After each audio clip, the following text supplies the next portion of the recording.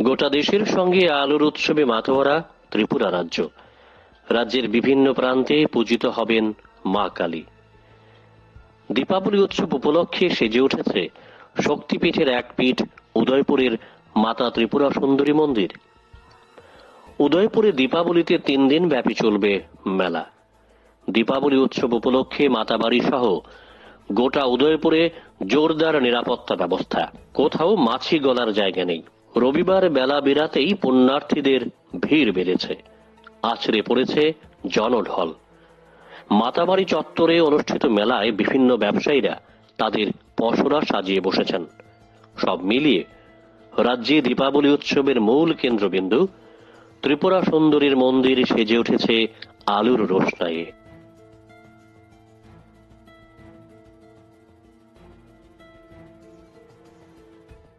ইতিহাসে কথিত আছে 1501 খ্রিস্টাব্দে ত্রিপুরার তৎকালীন মহারাজা ধন্যমাণিক্য ত্রিপুরা সুন্দরীর মন্দির স্থাপন করেছিলেন। কালিকা পুরাণের তথ্য অনুযায়ী এটি 51 পীঠের এক পীঠ ত্রিপুরা সুন্দরী দেবী। এখানেই নাকি সতীর ডান পায়ের অংশ পড়েছিল। উদয়পুরে মাতা ত্রিপুরা সুন্দরীকে দেবী ষোড়শী রূপে পূজা করা হয়। দেবী এখানে পূজিত হন 16 বছরের কন্যা হিসাবে। মাতাবাড়ির মন্দিরে থাকা দেবী ষোড়শীর বিগ্রহ সম্পূর্ণ কৌষ্টিক পাথরের। বিগ্রহের উচ্চতা 1 মিটার 57 সেন্টিমিটার, প্রস্থ 61 সেন্টিমিটার। মন্দিরের স্থানটি দেখতে কচ্ছপের পিঠের আকারের। মা ত্রিপুরা সুন্দরীর মূর্তির পাশে আছে ছোট একটি প্রতিমা। এই প্রতিমারও বিশেষত্ব রয়েছে। ইতিহাসে বলা হয়েছে ত্রিপুরা সুন্দরীর পাশে থাকা মূর্তিটি মহারাজা ধন্যমাণিক্যের ছোট মা।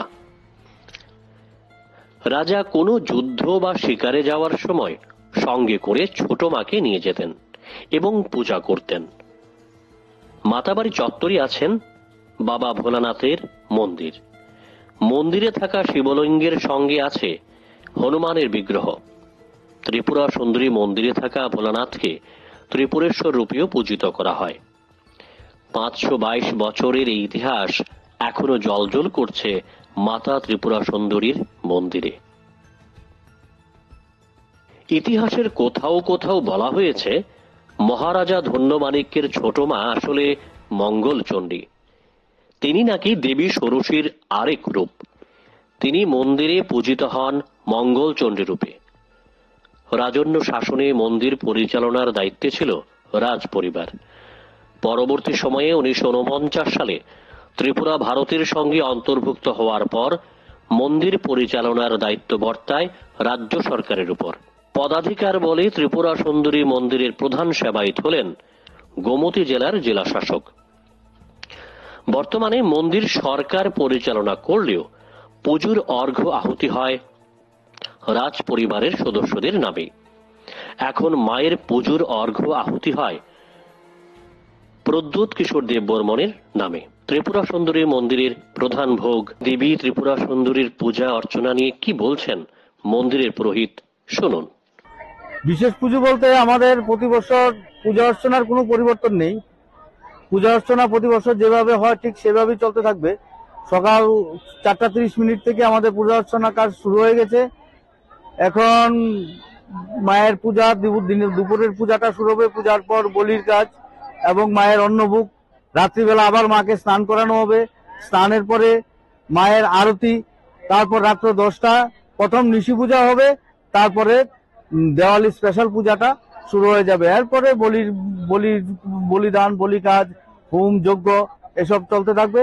আজকে সারা রাত্রই মন্দির খোলা থাকবে এবং অন্যান্য বছর তো মেলা 2 দিন থাকে, এবছর মেলা 3 দিন। যদিও রাত্রবেলা, আজকে রাত্রটা সারা রাত্র খোলা।